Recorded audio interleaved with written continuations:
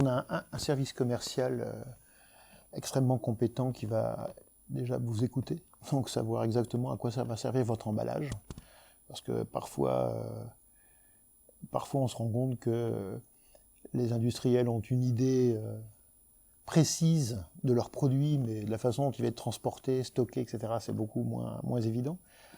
On a à la disposition de nos clients un service études, recherche et développement qui est formé en permanence par le groupe Rossmann. On a des portails informatiques qui nous permettent de continuer à former et de faire bénéficier notre service ERD, par exemple, de tout ce qui est fait dans le groupe. C'est-à-dire que tous les emballages qui sont créés dans le groupe, et sur 27 entités, je peux vous dire qu'il y en a beaucoup, le service ERD a accès à ça, a accès aux détails techniques de ces emballages-là. Donc ça, c'est intéressant. Après, on a bien évidemment une flexibilité et un taux de productivité qui va nous permettre de sortir les emballages très très rapidement. Et puis un autre atout qui est non des moindres, c'est 8000 m² de stockage qui nous permet d'avoir un stock tampon, de dépanner les clients, de pouvoir répondre précisément à leurs demandes de logistique.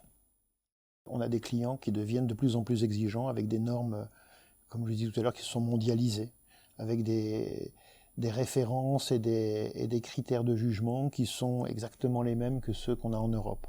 C'est-à-dire qu'on n'a plus d'excuses d'être loin, d'être à part, c'est fini ce temps-là, c'est fini. Donc les clients qui viennent nous voir sont des clients qui ont les mêmes exigences, tant en termes de normes, qu'en termes d'environnement, qu'en termes de traçabilité, qu'en termes de qualité d'impression qu'ici.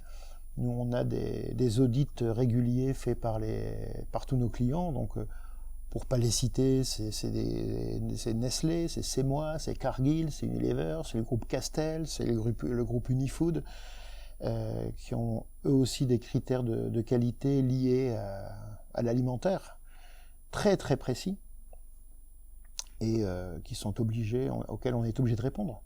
Donc ça va toucher l'environnement, ça va toucher la traçabilité de nos papiers, qui pour certaines normes remontent jusqu'à la coupe des arbres et l'agriculture raisonnée des forêts qui vont faire le papier.